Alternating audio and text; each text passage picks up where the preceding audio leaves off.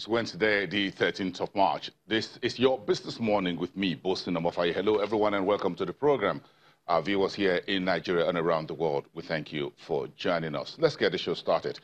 I am Boston Amofai. Of course, Nigeria, this is your Wednesday's briefing. President Buhari is holding the first federal cabinet meeting today after the general elections. Of course, the meeting, as always, will focus on key economic issues, all the reports coming out of there, and the briefing will be for you here on the channel later in the day. Meantime, getting the business of governance up and running, the Senate is set for two-day Wednesday and Thursday debate on fiscal appropriations of 2019. Those debates were set aside in the run-up to the campaigns and the elections now concluded. Meantime, the Central Bank of Nigeria yesterday reported what you call the balance of payments for the fourth quarter of 2018, showing significant improvement in the final quarter of 2018. Let's break it down for you a little bit. Nigeria reported $2.8 million overall surplus in the last quarter of last year. That was against a huge deficit of $4.54 billion at the end of third quarter of last year. And that figure of surplus in the fourth quarter was against the surplus of $6.18 billion reported in fourth quarter 2017. Nigeria is currently working its way back into positive territory with our $2.8 million reported as overall surplus in the balance of payments for the final quarter of last year. Where is our current account? That's what you see there. We got an improvement from $1.54 billion deficit at the end of third quarter. We finished off last year with $1.1 billion as surplus in the country's current account. Meantime, the net acquisition by the Central Bank of Financial Assets was $2.32 billion against a net incurrence of $4.6 billion financial liabilities in the third quarter. That gives you a bit of a summary of Nigeria's balance of payment. What is it all about? What is balance of payment? Well, it's just a summary of all the monetary transactions between Nigeria and the rest of the world. And those transactions, of course, were made by MDAs, or what you call government agencies, corporate organizations, and individuals, all passed through the central bank. The net of that is what you saw as whether a deficit or a surplus, but we finished off with a bit of a surplus in the fourth quarter, $2.8 million. A very bit of a nice finish in there for the country. But let's move on. The Anti-Graft Agency, the Economic and Financial Crimes Commission, the EFCC, says it has reopened the 10-year-old trial of former founder and CEO of the defunct Intercontinental Bank PLC, Erastus Akimbola, and that's at the Federal High Court sitting in Lagos. The Anti-Graft Agency is prosecuting Akimbola on 26 count charges that include non-prudent approvals of loans while he was in office. Those issues ran into several billions of naira. 10 years on, the EFCC says Erastus Akimbola have cases to answer, and that's reopening those suits against the former banker. Well, let's get into our market trade. The customs trade is looking for a silver lining, despite the earnings that we saw over the last few weeks, and much more to come in the second half of March 2018, perhaps late filings into the early April. Stock market still down. We're now down 0.34% negative year-to-date, erasing previous gains. So what are we? Let's put this. Let's throw this to Temple Ashaju, business correspondent, live at the stock exchange. Temple has a lot to chew over with Adedayo Bakari of Afrinvest sitting in there in our studios. Temple, good morning. Let's throw this at you. The stock market is looking for some direction, and yesterday was a little bit nasty. 1.02% cutback in the composite index. Take it from here.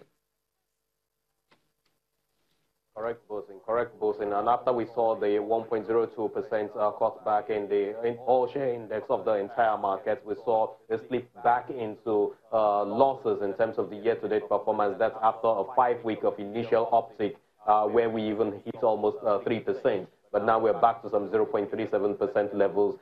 We don't know how that will pan out eventually after the close of the markets today. But Adedayo Bakari from Afrinvest joins us now. So thanks a great deal for coming through.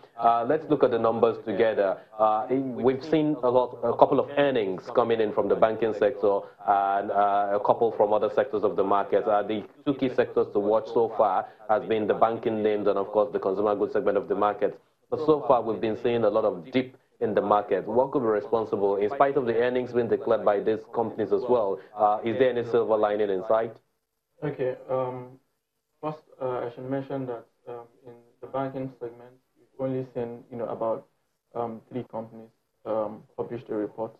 So the tier 1 names we saw were GT Bank, Zenith Bank, which are very, very good performances. Also, Stanbic published its annual report last week, and it was also a very, very outstanding performance. But we still have a number of banks who are yet to publish their results: Access Bank, First Bank, UBA, Fidelity, FCNB, and so on. So, well, the things we've seen so far is actually very, very impressive. We just feel, the lack of an uptick in, say, the share prices of these instruments has really been around the generally, downbeat mood of the market. So you have negative sentiments maybe arising from the general polity. Risks are yet to we're yet to fully see, the removal of risk due to the elections. And also, if you look at the consumer goods segment, we've seen Nestle, for instance, released a very, very good performance. But also, you will notice that Nigerian breweries published this report, and it wasn't really good. And that is because we are aware of the challenges going on in the brewery space currently. A lot of competition. Then there's the new excise duties, which was introduced by the federal government, which market players have been unable to pass to consumers, and that is eating their profitability. So lately, we've also seen a whole lot of dip in the international breweries, which has been hovering around 30 naira lately. Would you say it is this competition that is also driving down? Absolutely, it is connected because, international brewery has really been the new player in the market that is giving, the previously, the dominant players some challenges, some tough time. And you see that in 2018, although there was a spike in costs due to the implementation of the excise duty, most of the big names such as Guinness and Nigerian breweries, they couldn't pass it on to the consumers, and that was generally due to the competition in the segment. And also by June, July, you see another round of taxes kick in, because it has about a 3-year implementation period.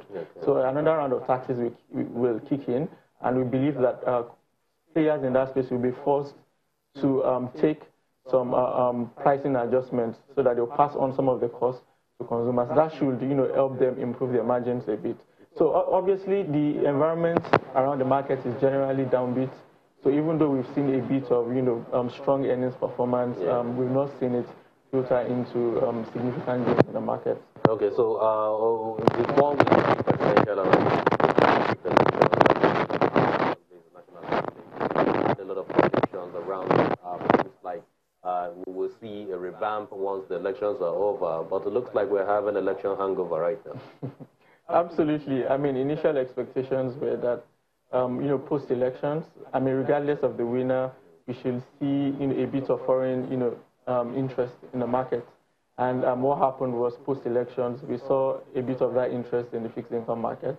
And that is because going into 2019, you saw a situation where a lot of central banks across the world were increasing interest rates. But due to slower growth momentum, due to tighter financial conditions in the US, in Europe, and also due to challenges along the trade wars, the trade war between the United States and China, where we've seen if the economy actually slow down. So basically, central banks across the world are more or less taking a dovish stance towards monetary policy, and so foreign investors are coming back to emerging markets. And that is one of the things we saw that the fixed income markets in Nigeria has been able to benefit from, because going to the elections, monetary policy was very tight in Nigeria. CBN, had frequently tightened the system liquidity, and yields were very, very attractive. And so investors came in to take advantage of those very attractive yields. But in the equities market, there are more, fundamental drivers investors will want to look at, such as, the economic policy or proposed plans for whoever emerges the winner of the elections. And since President Buhari has emerged the winner of the elections, the really big reforms, which we anticipated ahead of 2019, I mean, there's really nothing on that front. So in terms of the fiscal realities are very dire. Just in the previous month, FAC allocation was down. The CBN published, the Budget Ministry published Q3 budget implementation report, and you saw that revenues continue to underperform. Debt service cost to revenues continues to increase. So, I mean, all these issues are challenges on the fiscal front, but generally, is there hope? Absolutely. I mean, we believe there is hope. Obviously, from what we saw in 2018, we've seen that generally consumer sentiment is improving. Spending is picking up. If you look at some sectors, especially in the services segments of the market of the economy, we've seen a bit of uptick in performance across most of the sector. It is not yet fully broad-based, but we've seen improved performance in trade, in services, telecoms, and all these are connected to consumer spending. So we believe, as consumers gain more clarity along about the direction of the economy, and as we see more earnings releases, we should, see a bit of an uptick in the market. Okay, let's stay positive. Thank you very much, Adedayo Bakare from AfroInvest. Back to you, Bosun. Yes, Temple, quite a bit of the issues. Everyone is looking for what the flip side will be for the market after the elections. I'm sure folks will try to get a bit of get a hangover of the elections out of the way. I mean, investors. Then, of course, what some analysts are forecasting is that the macroeconomic policies and valuations look very strong for our equities moving forward. Of course, we're still trading much better in terms of valuation than some of our peers across the frontier market. So I'm sure that's what the big story. But again, trying to get investors to understand and get a bit of hanging of the market is what we've seen since the new year started.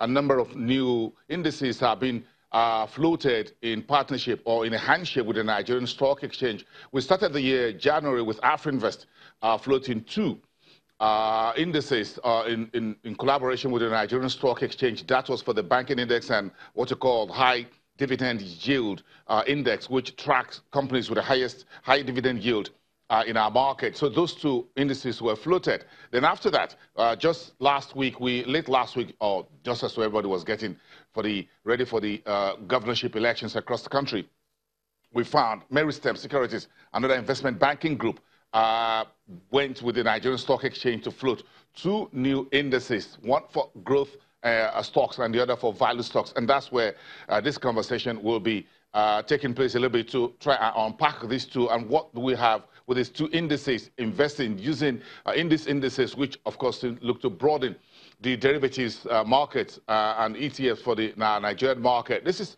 a new a blue ocean, as it were, for the stock exchange, which is a practice in a number of markets or jurisdictions around the world, with a number of investment firms floating market indices in partnership with a platform operator like the Nigerian Stock Exchange, for example. Let's get Kemi Akinde, who is the head of investment research at Meristem Securities. She'll be talking to us from the Nigerian Stock Exchange. But of course, the market has quite a number of grounds to cover. As you have heard earlier, we're down about 0.38%.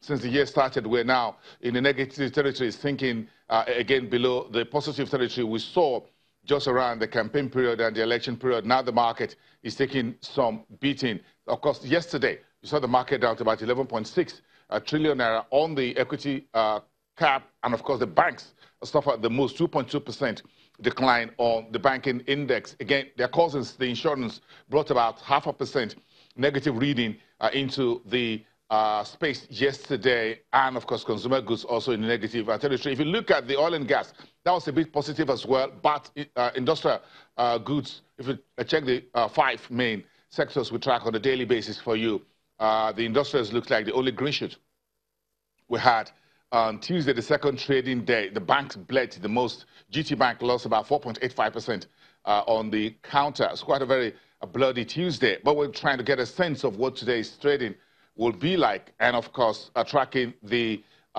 new indices which the Nigerian Stock Exchange and Meristem Securities announced on Monday, as we just got back from the weekend governorship elections. We have a lot more conversations around this moving forward.